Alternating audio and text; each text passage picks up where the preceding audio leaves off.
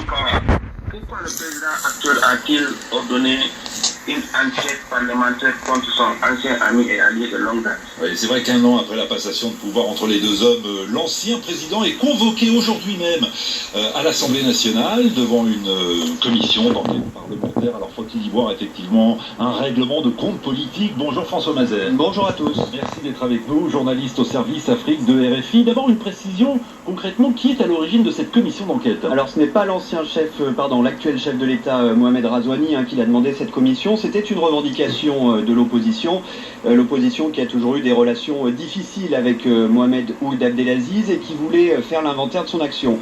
Finalement, les parlementaires de l'UPR, le parti au pouvoir, se sont associés à l'idée. Cette commission, elle a été lancée fin janvier. Elle est présidée d'ailleurs par le chef du groupe UPR à l'Assemblée, Habib Ould Dia. Depuis, les membres ont entendu un certain nombre d'anciens dignitaires, des ministres, des premiers ministres, et tous se sont défaussés en expliquant que le vrai décideur, c'était le président Abdelaziz. Alors cependant, Mamadou, vous avez raison sur un point, en quelque sorte, c'est que bien sûr cette commission, elle n'a pas pu se mettre en place et travailler sans l'assentiment de l'actuel chef de l'État. Mohamed Ould Razouani, cela ne fait même pas un an qu'il est au pouvoir et depuis il a montré des signes, disons, d'indépendance vis-à-vis de son ami de longue date qui avait complètement cornaqué sa campagne électorale l'an dernier. Le président Razouani, il a changé des ministres, il a changé des chefs militaires, il s'est assuré le...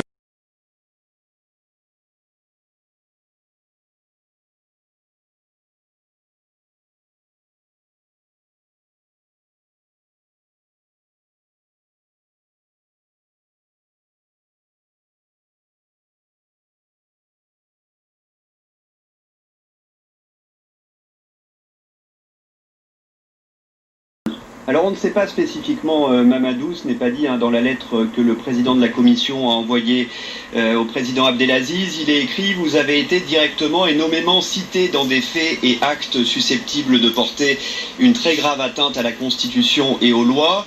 Ce qu'on sait, c'est sur quoi ont été entendus les autres dignitaires déjà interrogés. Une dizaine de dossiers qui vont des revenus pétroliers, de la gestion des revenus pétroliers à la vente de domaines de l'État, en passant par les activités en Mauritanie d'une société chinoise de pêche.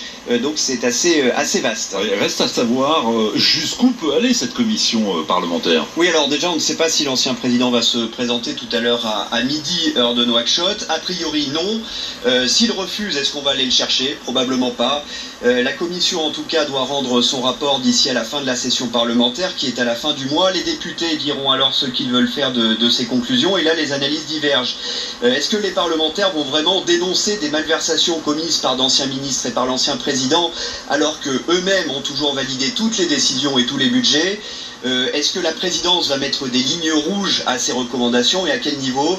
Ça pour l'instant on ne sait pas. Il y a ceux d'un côté qui estiment que faire de Mohamed Ould Abdelaziz un justiciable en le